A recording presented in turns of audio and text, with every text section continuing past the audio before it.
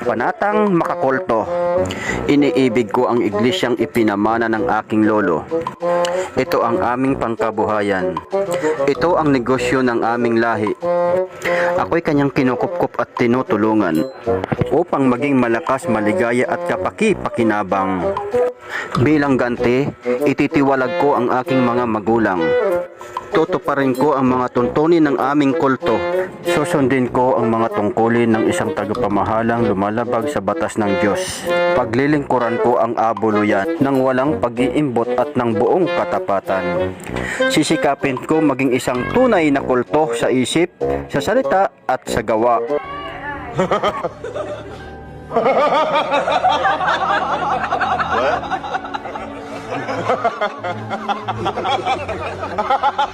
What?